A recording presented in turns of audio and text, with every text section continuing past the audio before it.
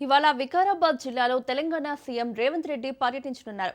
నేటి నుంచి వికారాబాద్ లో కాంగ్రెస్ శిక్షణ తరగతులు ప్రారంభం కానున్నాయి.